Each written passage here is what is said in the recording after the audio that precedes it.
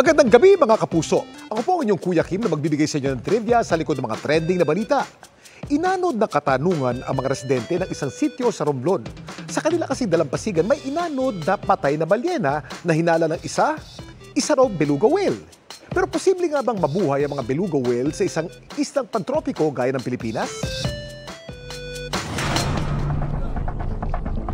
Nagbayanihan ang mga residente ng sitio Atabay para maiahon ang patay na balyenang ito na inanod sa dalampasigan ng Ferrol, Romblon.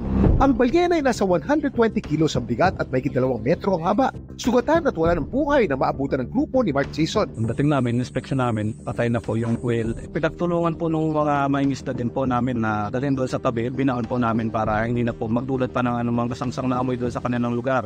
Hindi raw agad natukoy kung anong klaseng balyena ang napadpad sa sitio, pero haka-haka ng iba dahil sa itsura nito, isa raw itong beluga whale.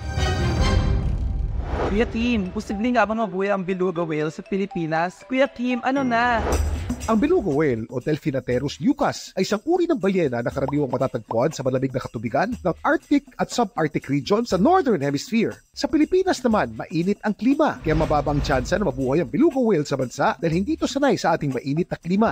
Kung gayon, ano nga ba ang balyenang inanod sa Romblon? Yung shape ng kanyang ulo, may pagka-squarish. Ang kanyang bibig ay yung underslang na lower jaw. Meron siyang tinatawag na false gill. Base sa itsura niya, ito ay isang dwarf sperm whale or pygmy sperm whale. Dalawang klase ng balyena na ito ay magkamukhang magkamukha kasi mahirap silang mapagkaiba. Nakikita sila sa medyo malalim na lugar o yung tinatawag na continental shelf. Pero halos buong mundo merong ganito. Bakit naman kaya napadpad ang sugatang balyena sa dalampasigan ng Romblon? Napupunta sila sa mababaw na portion ng dagat, kaya natatak sila sa mga batuhan. Pag gustuhan nilang makaalis dun sa dagat, nabubugbugin yung katawan nila sa bato.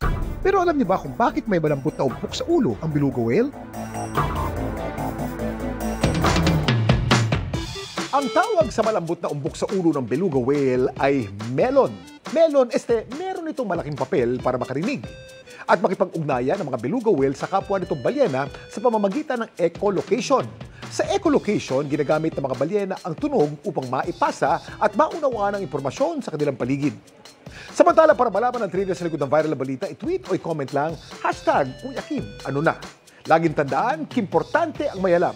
Ako po si Kuya Kim at sagot ko kayo, 24 oras.